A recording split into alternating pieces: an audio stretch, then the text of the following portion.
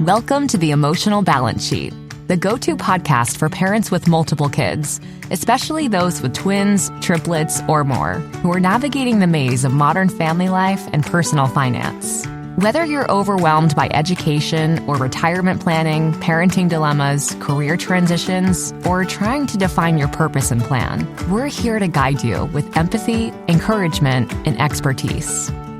Hosted by Paul Fenner, founder of Tama Capital, a certified financial planner and parent to 4 kids, including a set of triplets. Our podcast is your ally in the quest for financial peace of mind, proving that money matters, but family comes first. Subscribe now and join our community of empowered parents at tamacapital.com. This podcast is for informational purposes only and should not be relied upon for investment decisions. Clients of Tama may retain positions in the securities discussed in this podcast.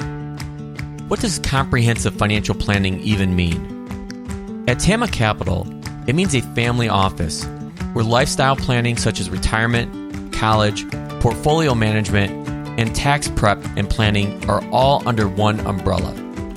But it goes beyond numbers. We focus as much on the emotional side of financial planning as we do on the financial side. We get you. We understand your challenges of building a family, business or career, and a healthy life. We are devoted to wealth planning for families like yours because we are you. Learn how our family can help your family by visiting tamacapital.com. And welcome back. I wanted to start this week with something that got my attention recently. I was at one of my triplets' sporting events, and I'm standing next to someone, a mom that I'd seen around for a while. We're friendly. We started doing some small talk as usual, and she mentions casually that she just left her corporate job, and that immediately got my attention. She's now doing some part-time consulting, maybe about 10 hours a week, and she said her family finally hit their number, and she wanted to be present for this part of their kids' lives while it was still happening, which is something we've been talking a lot about. And she was beaming. She was at every game, and to be honest with you, I was really happy for her. I was probably a little bit jealous because I know firsthand how a lot of parents struggle with their careers and trying to find this harmony. But then the advisor and me kicked in, and I stood there and I started doing some math. What was her number? How did it compare to mine? How did it compare to other families I work with? Could Theresa and I try to restructure something? And for about 90 seconds, this lady's story almost rewrote my entire plan. Not because of my situation had changed, because her story touched the thing I wanted most, which is time. And time is the one comparison that hits hardest for parents like us. She didn't quote me a safe withdrawal rate. She didn't mention her portfolio allocation. She told me a story.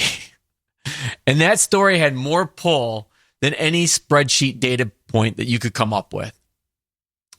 Stories are more powerful than statistics because they take less effort for your brain to contextualize complex issues. It's a mouthful, but it's a lesson that I've taken away from Morgan Housel's work throughout the years. I think he nails it because we don't make financial decisions based on data. We make them based on the stories we hear, the stories we tell ourselves, and the stories we think other people are living. So let me give you an example of this. I had a conversation with a family last year who had a great household income. They had 2 kids in travel sports, as most of us do. They had solid retirement accounts.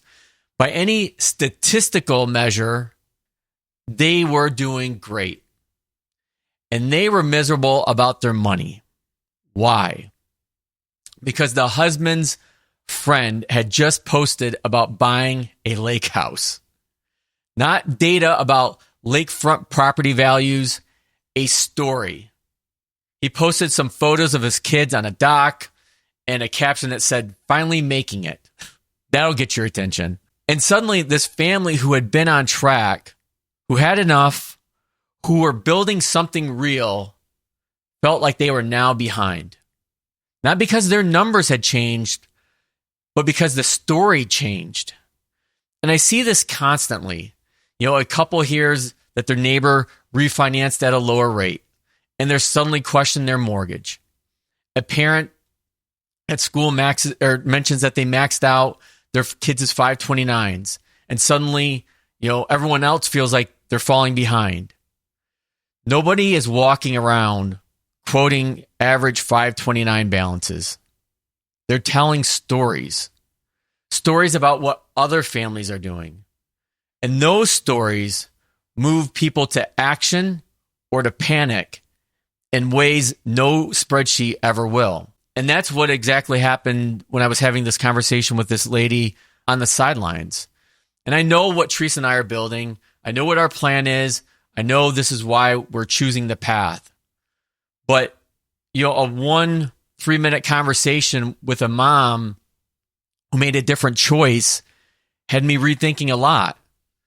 Not because my numbers had changed, because her story was the one thing I cared about, which mattered most because it was about being present while my kids are still home. So here's what I think is really going on.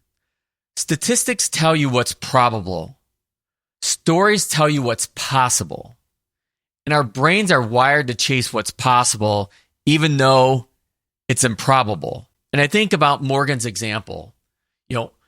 Housing prices relative to median incomes are above their historic average. That's true. That's useful. And nobody at a kids' sporting event is repeating that sentence. But Jim made $300,000 flipping houses, and his wife thinks he's amazing. That gets retold. That story gets remembered, and that story changes behaviors. I think this is a core tension for families, a lot of families that I work with anyways. The data may say you're doing fine, your saving rate's healthy, your debt is manageable, your portfolio's growing, but the stories around you say someone else is doing better. And that gap between statistics of your life and the stories that you're absorbing, that's where anxiety lives. It's one of the hardest things in life to get the goalpost to stop moving, something I talk about all the time. And stories are what keep pushing it, not data, stories. So I think the real question isn't whether stories are more powerful than statistics. It's a mouthful today. But I think the real question is, whose story are you living? Because if you haven't written your own, you're going to keep borrowing someone else's, and borrowed stories are expensive. So here's what I'd ask you to try for this week. Pay attention to the financial stories that get into your head, not the data, the stories, the conversations at the office, the post on Instagram, the thing that your friend said at the bar one night. When you catch one, ask yourself a simple question. Is this my story, or is this someone else's story that I'm trying to rewrite in my own plan? Because remember, money is a number, enough is a story. Make sure you're writing your own. Now that you've made it to the end of another great conversation, are you looking for more? If so, head over to tamacapital.com, where you will find all of our conversations. Use the search feature to find the topic or guest you would love to learn more about. Also, don't forget to make someone else's day by sharing our show.